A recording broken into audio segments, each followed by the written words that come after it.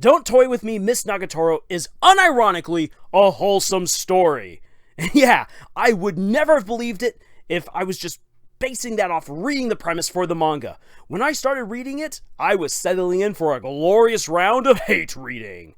But 10 chapters in, and it really started growing on me. And now, it's a full-blown sweet romance. And the anime has taken it and just cranked that all the way up to 11 and is making the story even better. Seriously. I mean, you won't believe the irony I am right now experiencing making this review, especially since I released a writer's rant at the beginning of this month about authors treating their characters more like pieces on the chessboard of love than as actual people who have feelings, personalities, and emotions that should all be considered when writing a romance. Nagatoro was meant to be one of those relevant examples to help illustrate my ire with this frustrating trend in romance. It was both then to my chagrin and ultimately to my great pleasure and amazement to be proven wrong by this fantastic manga and by its anime. Because not only is Nagatoro a wholesome story, it pulls off something that is incredibly hard to do: transforming a toxic relationship into a healthy romantic one. So before I go any further into this anime review, let me welcome you all to Camille's Harem, not just a podcast for novice writers by novice writers, but also a YouTube channel by novice writers for novice writers. Because writing is an adventure, it's more fun with friends, and holy anime, Batman! Nagatoro has been an incredible adventure so far. I'm going to break down why this manga and anime story is so freaking good, and yes, I will be getting into some minor spoilers from the manga to show what this story ultimately does. I also need to bring up the fact that the anime is going out of order with what is shown in the chapters of the manga, and I'm going to get into why that is a good thing. So, let this serve as your spoiler warning. A quick bit of review for the uninitiated to this anime who have decided to forego my spoiler warning, and for the rest of us who have already watched the first few episodes, because hey, it's always good to know where you're starting. The story of Nagatoro begins with an obviously otaku character, a wimpy senpai, in school finding 4 girls in the library when he intended to be alone and work on his homework and his manga. However, the 4 younger girls discover his manga and quickly start to make fun of him for it before just suddenly rushing out like a whirlwind and leaving him alone. But one stays behind: Miss Nagatoro. At first she seems interested in the story that her senpai has written and illustrated, only she quickly turns everything upside down as she reveals just how pathetic and spineless her senpai really is.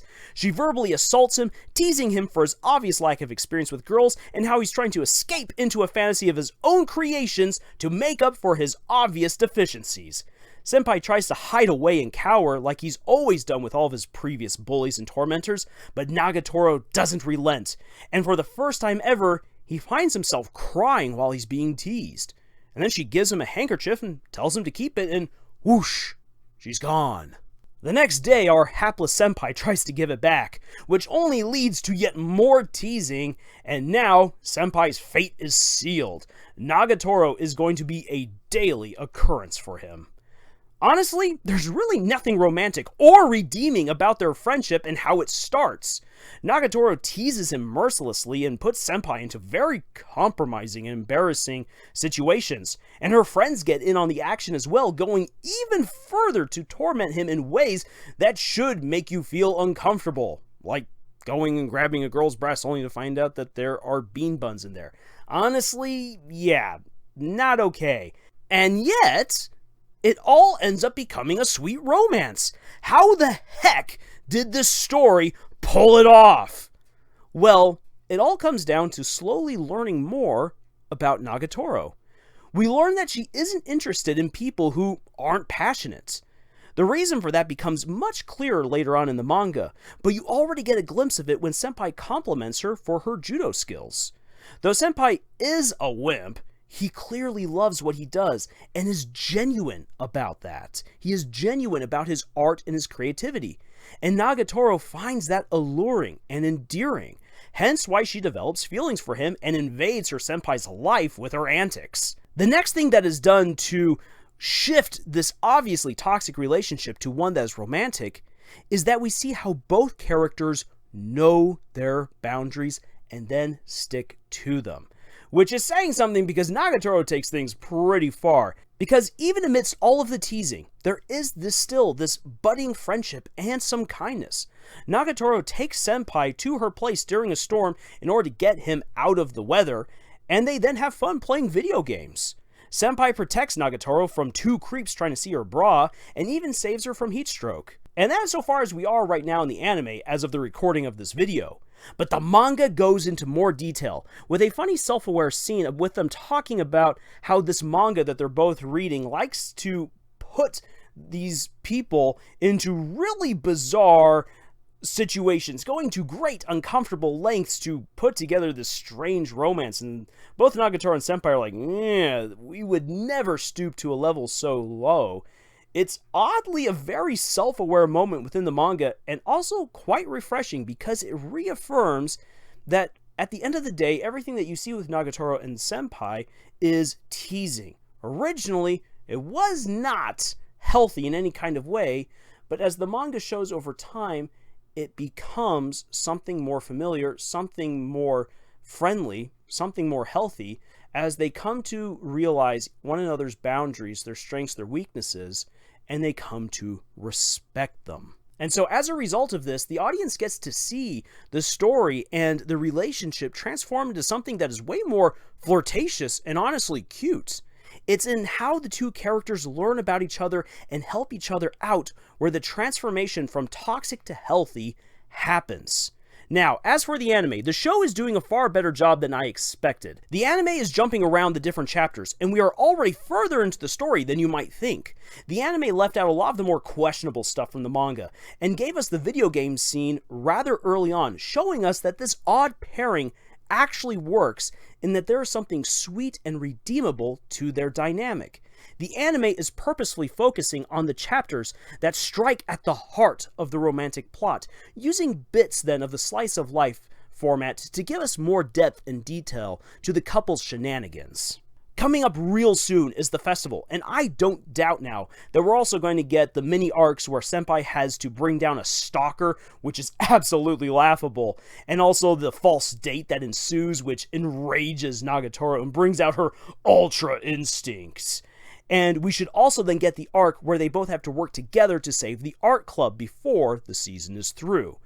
And for fans of the manga, that means that we're burning through a lot of material, but that also means that the show can focus more on how this crazy, uncomfortable relationship transforms into one of mutual support and healthy teasing. So for a quick point of comparison, the manga uses the passage of time and slow burn character development in order to pull off the monumental task in a fulfilling and believable way of transforming Senpai and Nagatoro's friendship from toxic to healthy, whereas the anime then focuses on key moments and beautifully stitching them together in a coherent manner in order to deliver the transformation.